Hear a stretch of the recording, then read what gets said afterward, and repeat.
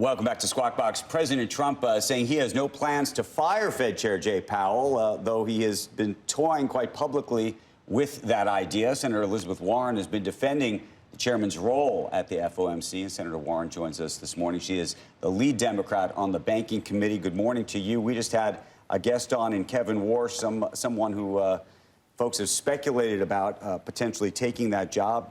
He openly talked about the idea of regime change. And so I just start with this very question. In a very practical way, if in fact Jay Powell were to be fired, pushed out, or otherwise dismissed, what you think would genuinely happen to the bond market, the dollar, the equity markets? I think they crash. Remember, the way the independence of the Fed works, it provides a signal both to our country and to financial markets around the world that on a couple of key points, particularly monetary policy, what we've done in the United States is we put someone in charge who's supposed to filter through all of the economic data and then make a decision independent of politics. Our Fed chair's term does not run coextensive with the term of the president. The president does not have the authority to fire the Fed chair. The Fed chair is different from all of the cabinet officials. All the cabinet officials can say, as they have, I will do whatever the president of the United States wants me to do. I will do what is in the political interests of the president of the United States. The Fed chair sits in a different box. He has different tools, and he is supposed to be independent and make those decisions. I disagree with him often, in this case, about how he's made those decisions, but the independence itself is a value. It's a value to the United States. It's a value to our markets. If Donald Trump destroys that, then he brings down those markets. He burns something of value to the United States. So, Senator, we were talking to somebody else, actually, from Goldman Sachs this morning about the practical implications and whether there would be an immediate crash, whether it's just a slow sort of a slow credibility issue that somehow impacts things over time. And the question, the reason I'm even mentioning that is the idea that, you know, no matter what, come next May, there will be somebody else in this seat that is not Jay Powell. And whether the markets have already even started to look through where we are today to then. And by default, whoever's put into that role is likely, as I keep mentioning on this broadcast, is probably going to have made some kind of blood oath to the president to say they're lowering interest rates. And so, you know, you talk about the independence of the Fed. I wonder whether the quote-unquote independence of the Fed is already in question. Actually, I agree with you entirely on this point. I think there's a real cost to what Donald Trump has been doing by threatening to fire Powell. Disagree with Powell, that's fine. But threatening to fire him over and over, waving around a letter that purportedly would fire Jay Powell, talking with other senators about firing. The next time around, when we get ready to have a new Fed chair next spring, who's going to believe that Donald Trump picks someone who's going to be independent? So I think you're right. I think that Donald Trump is burning the credibility of the independence of the Fed's decision-making. And look, you can't cheat the markets over time. People get that, and that just means that the system as it works in the United States is not as strong and independent as the rest of the world thought. But, Senator, here's the complicated part. If that's true, if the independence is already in question, the market is not crashing. It has not reacted that way. And so that's what I'm grappling with, because we have a lot of people who come on our air, you included, but we've had CEOs, the head of Goldman Sachs, the head of Bank of America, say the independence of the Fed is sacrosanct. And yet, if the independence of the Fed is already up for grabs, you would think the market would have reacted already. Well, the question is how immediately. You know, people can decide, I'll stay in this bond market, for another 6 months. I'll stay in this bond market for another 9 months. But how much erosion is starting to take place? Look, it's the same thing that's happening around tariffs right now. Donald Trump says he's in with tariffs, he's out with tariffs, he's in with tariffs, he's out with tariffs. And you have to measure two different things. One is, how much are the tariffs actually directly increasing prices? But the second is, what is the cost of creating this kind of uncertainty and chaos? And the answer, we know for certain, is that there are a lot of businesses that are not investing.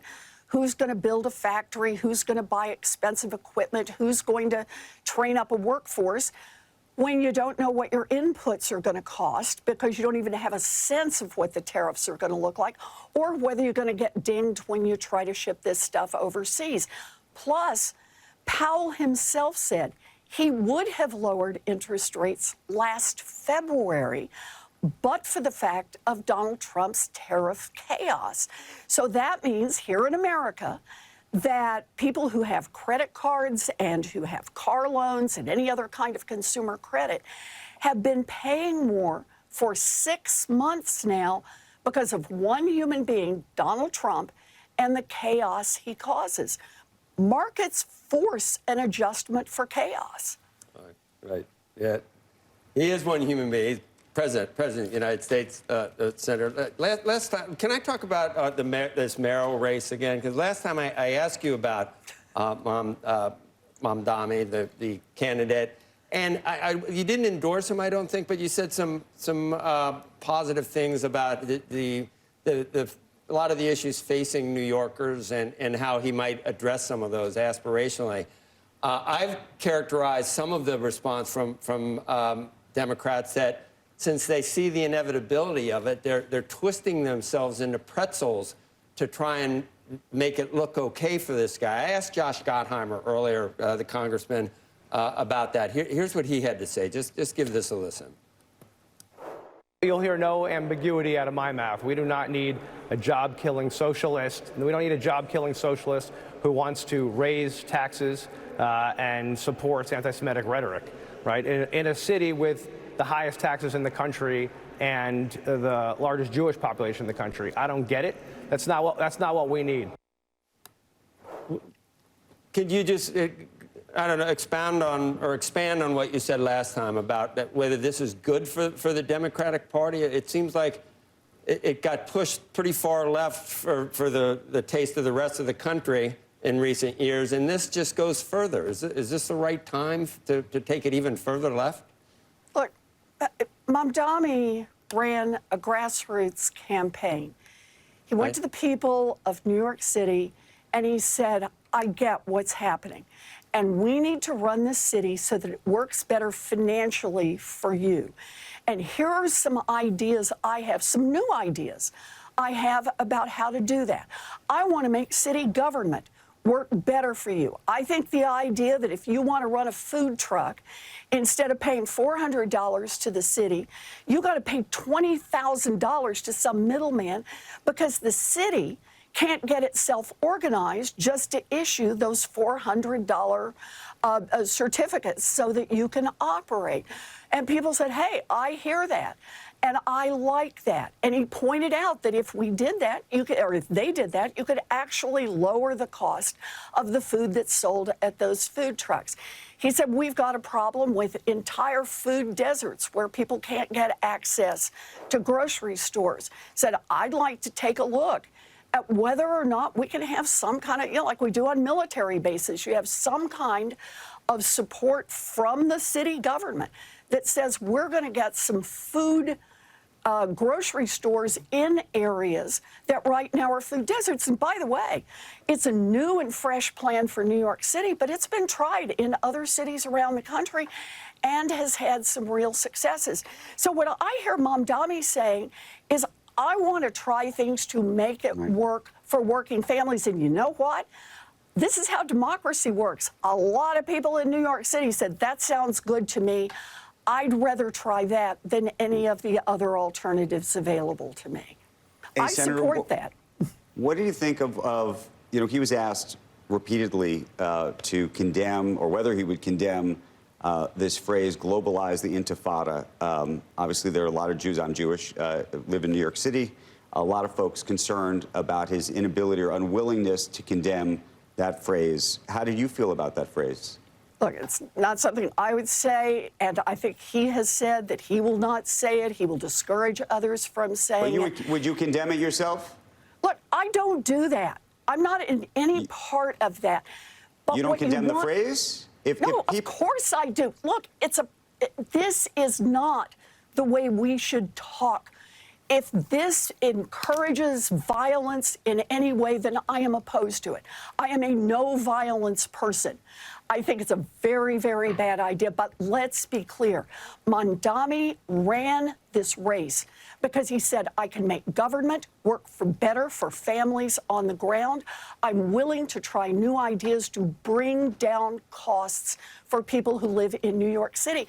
And I understand that big-time investors are freaking out about that because they can't quite understand how somebody is going to maybe make it to be mayor without having come and bent a knee to them.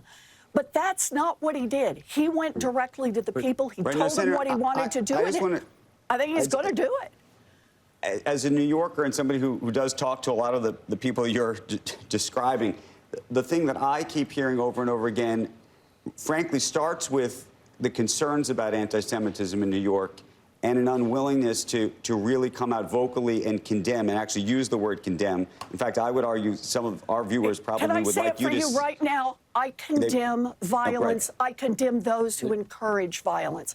But there you go. Can we then, talk about what Mamdani has done that is bothering the Wall Street boys so much? Well, but I was also going to suggest, I think all New Yorkers would agree that there's an affordability problem in New York, no question. And I think he did a great job of articulating that affordability problem. I think the question is, how do you address the problem, right? And I think there's two ways to address the problem. One that some people think is more effective than others. He's suggesting things like rent control on one end, and I think that a lot of folks, the investor class that you're describing, would say, you know what, you need a lot more supply of housing. That's the ultimate answer. At best, it's a Band-Aid to do rent control. At worst, it's going to make things worse. And ultimately, what you need is to change regulations and restrictions on, building heights and everything else. And I'm curious where you land when you actually start to think about even those two options. So, look, I'm the person who's been preaching increased housing supply for years and years and years now. I actually have a housing proposal that would build 3 million new units all across America. I want to see us do more housing. We need more Senator, housing in urban areas. We need more housing in rural areas. But to Andrew's point, when you have rent control, you don't incentivize people to come in and build new houses. We need more housing for seniors. And yes, I think we need to make big investments to build it. And I think that we need to make changes so we can get that housing built. You know, but does it go hand in hand with rent control, or is it something that is antithetical to have increased housing? You ask, what do I think is the problem? I believe the problem is a housing supply problem. Build more housing. That's like Econ 101. I guess we're just talking about rent control. Do you think that rent control puts it in a position where the private sector won't build more housing? Or is it antithetical to have additional housing if you have rent control? I think what we need to do is put much more into building more housing. And yes, it means we need to change regulations around housing. There are a lot of different things we need to do to get more housing built. And that's where I've put out the proposal. So don't ask me how I feel about it. Take a look on my website, and take a look, by the way, I am the ranking Democrat on the Banking, Housing, and Urban Affairs Committee. And right now we are working on a housing bill that is very much, I don't want to overpromise here in terms of how much it'll deliver, but it's all directed toward building more housing, supply side. We're up against a hard break. We need to thank you very much. We hope to talk to you again very, very soon. Thanks.